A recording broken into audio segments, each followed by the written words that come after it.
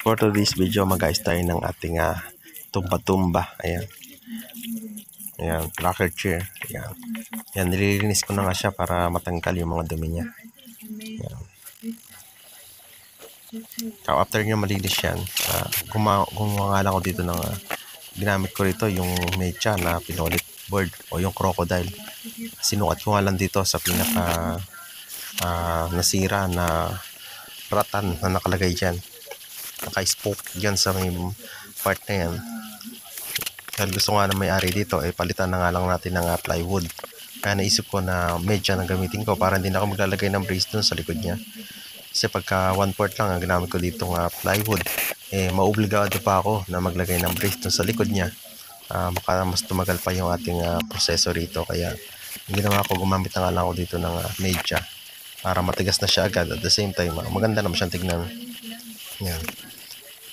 Gawa ko nga niyan, gumamit pa ako ng mga clamps para maipit bago ko siya itornilyo o black screw dito. Tapos itong mga arm niya, yung pinaka ilalim niya, inayos ko din yan. Nilagyan natin siya ng mga black screw.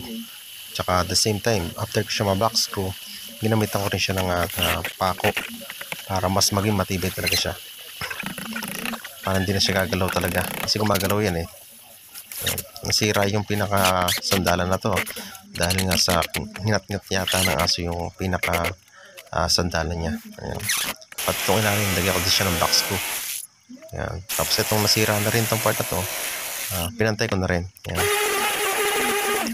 Pinantay ko na rin, pangit na siya rin kasing tignan. Ayan. Para mas lalo siyang tumibay, gumamit din ako dito ng brace. Ayan. Nilagyan ko ng brace yung pinaka paa niya. Bali, 4 na piraso ginawa kong ganito para naman dun sa brace, para mas lalo pang tumibay yung brace natin o yung pinakapaa niya. Ayan. Refer lang yung ginawa natin dito. Ayan.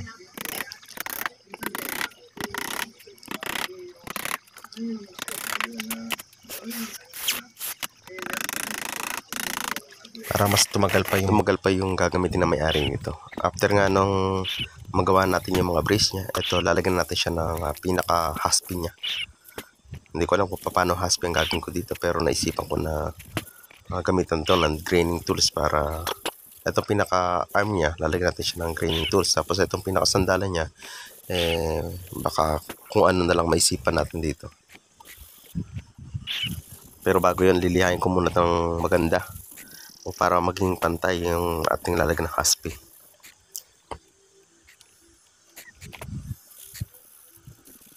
Hilahin lang natin lahat ng pinagmasilihan niya.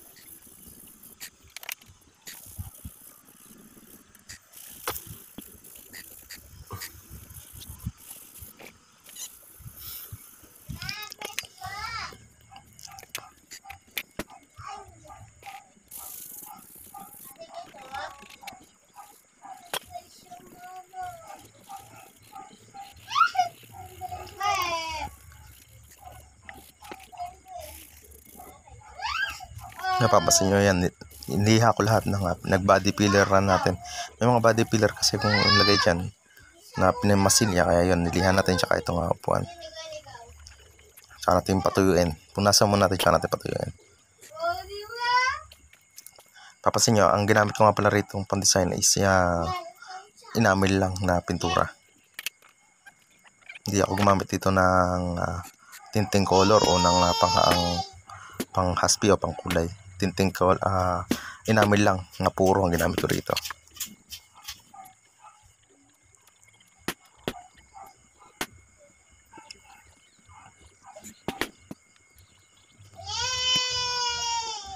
Simpleng design na ginawa ko sa kanya, ganun lang.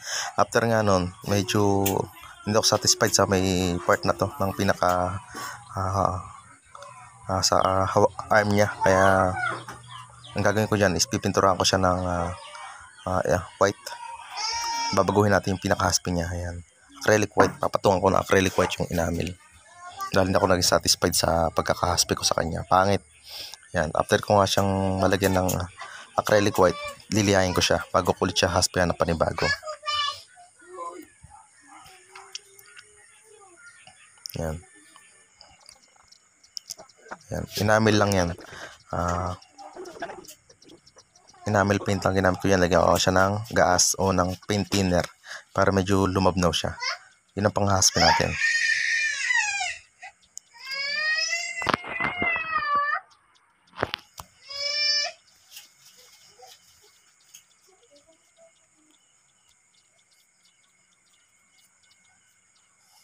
Medyo nabibilisan din ako matuyo sa kanya, medyo malagkit siyang gamitin. Kaya nag-decide ako na ganitong tsura na lang gawin ko dito kong design para turn siya dun sa pinakasandalan niya. Yan, parang bilog-bilog lang ginawa ko sa kanyang design. Yan.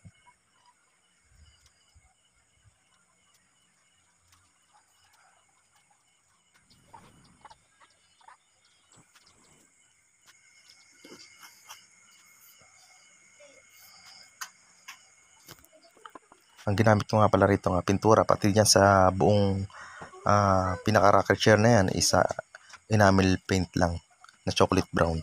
Pati pinang-haspi ko dyan is enamel lang din.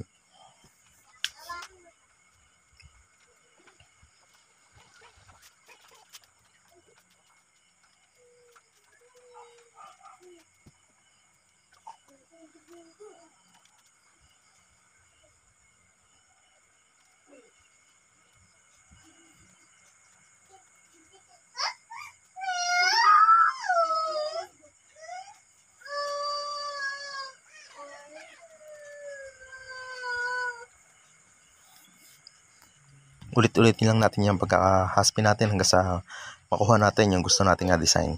Kapag natuyo na yan, kinabukasan, pag natuyo yan o basta 4 hours, pag natuyo na yan, isprayan ko naman siya ngayon na malabnaw lang para mawala yung puti-puti. Yun ang pinakapang adjust natin ng kulay. Halongin ko lang siya ng paint thinner. Tsaka isprayan ko siya. Yung chocolate brown na yan lang din gagamitin ko sa kanyang pintura. Lalabnawan ko lang siya ng malabnaw para wag matabunan naman yung pinaka-haspi ng ating ginawa.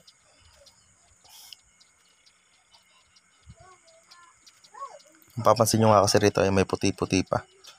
Kaya yan yung lalagyan natin ng spray. Isprayan natin siya ng malabnaw para mawala naman yung ating puti na yan. Yun ang pang-adjust natin. Ito na nga guys yung ating finished product. Ayan. Kung mapapansin nyo, medyo nag-dark na yung ating haspi. Gawa nga ng in-spray natin siya ng malabnaw din na enamel. Hinalo natin siya ng paint thinner. Ayan. Yan yung kanyang outcome ng finished product natin. Ayan. Ganyan na nga lang yung ating ginawang design.